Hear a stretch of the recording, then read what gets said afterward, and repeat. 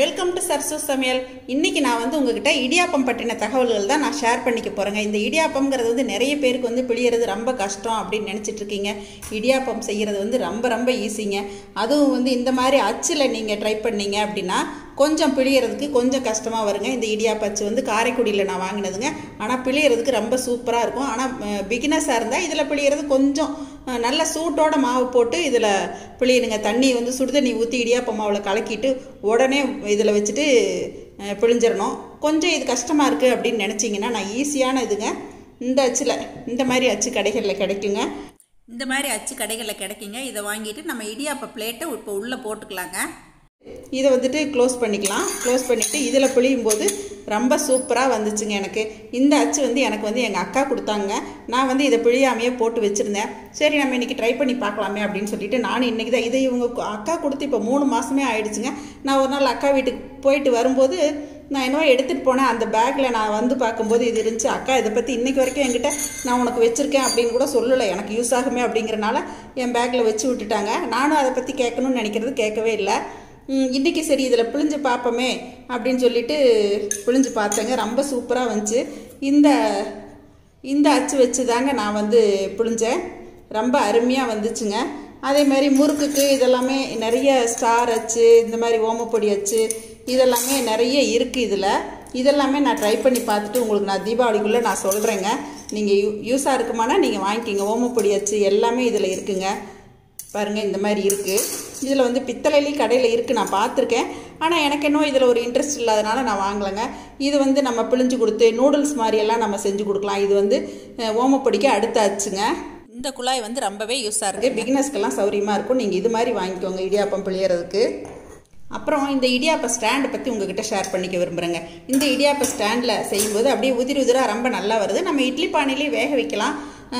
இதை வந்து நான் வந்து வாங்கி ஒரு 30 வருஷமே ஆச்சுங்க. மங்கள் மார்ட்டில் ட்ரிச்சியில் நான் வாங்கிட்டு வந்தேன். நான் அதிகமாக இதை வந்து யூஸ் பண்ணவே இல்லை. ஆனால் எங்கள் பொண்ணு வர்றப்போ இதில் தான் பிழியணும்னு சொல்லுவேன். நான் எப்போயாச்சும் ஒரு நாள் நான் இதிலையும் பிழிஞ்சு கொடுப்பேன். நான் இன்றைக்கி வந்து ஷோவில் உங்களுக்கு இதில் தான் பிழிய போகிறேன். இன்றைக்கி இதை தான் எடுத்திருக்கேங்க. நான் இன்றைக்கி தான் ஷோலையே வந்து ஃபஸ்ட்டு நான் இதை காட்டுறேங்க.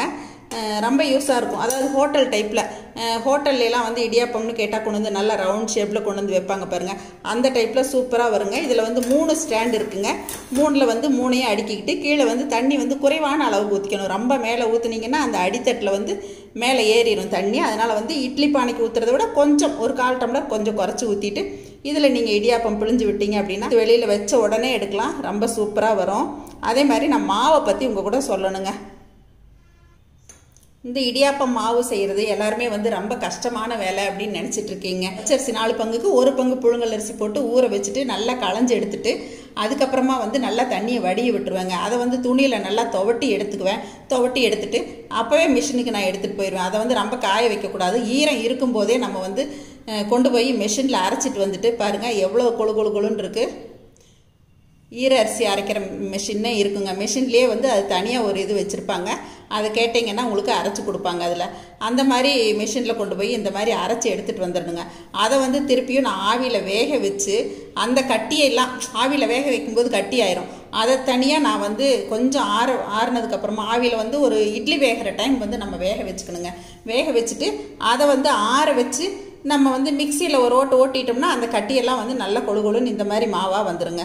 இந்த மாதிரி அதில் நீங்கள் கொஞ்சம் குருணை இருக்கிற மாதிரி இருந்தால் நீங்கள் சளிச்சிடலாம். ஏன்னா கண்ணில் இறங்காது. அதனால் அந்த மாதிரி சளிச்சு எடுத்து வச்சுக்கலாம். ஆனால் இது வந்து ஒரு நாள் கொஞ்சம் கஷ்டமான வேலை தாங்க.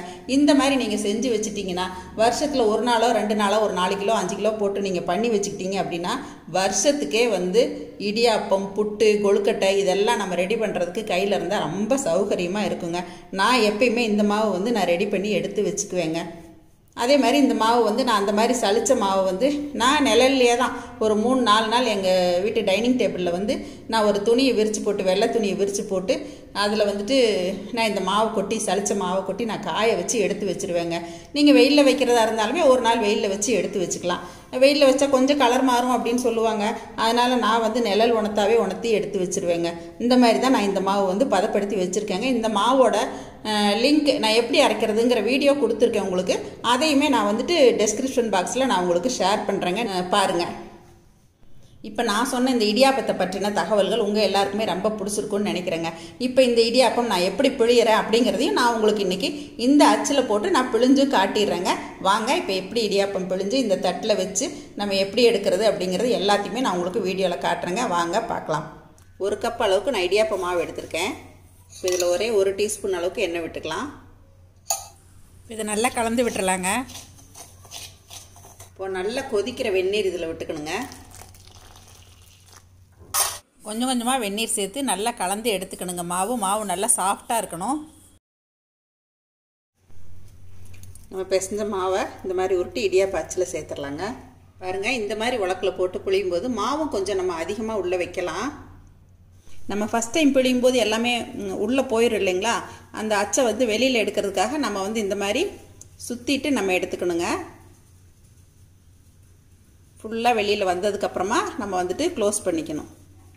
இந்த க்ளோஸ் பண்ணுற அந்த மூடிக்கு பக்கத்தில் நம்ம அந்த பிழிகிற அச்சு வந்து வந்துடணுங்க. பாருங்கள், இதுக்குள்ளே போய் இப்படி செட் ஆகிக்கணும். அதுக்கப்புறமா நம்ம இப்படி உள்ளே வச்சுட்டு நம்ம இந்த மாதிரி க்ளோஸ் பண்ணிக்கணுங்க. நல்லா டைட் பண்ணிவிடுங்க. இப்போது நான் இன்றைக்கி இந்த மாதிரி அச்சில் தாங்க சேர்த்துருக்கேன். இப்போ நான் இடியாப்ப தட்டுகளில் இது புழிஞ்சு வச்சிடுறேங்க.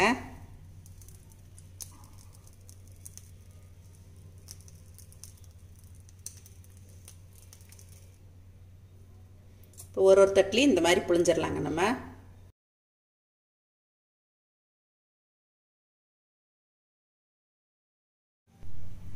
பாருங்கள், இந்த மாதிரி அச்சில் பிழியும் போது ரொம்ப ஈஸியாக வருதுங்க.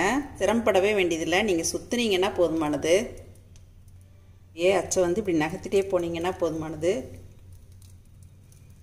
ஸ்டாண்ட் இல்லைன்னா பரவாயில்லைங்க, இந்த மாதிரி இட்லி தட்டுலையுமே ஈஸியாக புளியலாங்க.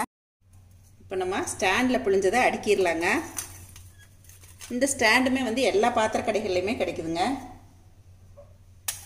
பாருங்கள், நம்ம ஹோட்டல்லாம் இந்த மாதிரி தான் நமக்கு இடியாப்பம் கொடுப்பாங்க. இப்போ இதை நம்ம வேக வச்சிடலாங்க. நம்ம எப்பயும் போல் இட்லி பாத்திரத்தில் தண்ணி விட்டுட்டு அதுக்கு மேலே இந்த ஸ்டாண்டை வச்சிடலாங்க. இப்போ நான் வச்சுட்டேங்க.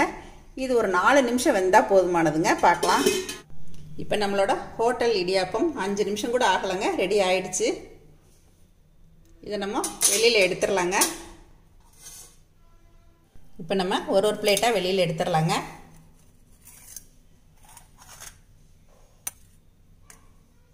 பாருங்கள், அருமையாக வந்திருக்கு பாருங்களேன். நம்மளோட சாஃப்ட் பூ போல் இடியாப்பம் ஹோட்டல் டைப்பில் பாருங்கள் எப்படி ரெடி ஆயிடுச்சு. இப்போ பாருங்கள், இந்த மாதிரி வேக வச்ச இடியாப்பங்கள் வந்து ஈஸியாக பிளேட்லேருந்து எடுக்க வருங்க. உடனே நம்ம எடுத்து சர்வ் பண்ணலாம்.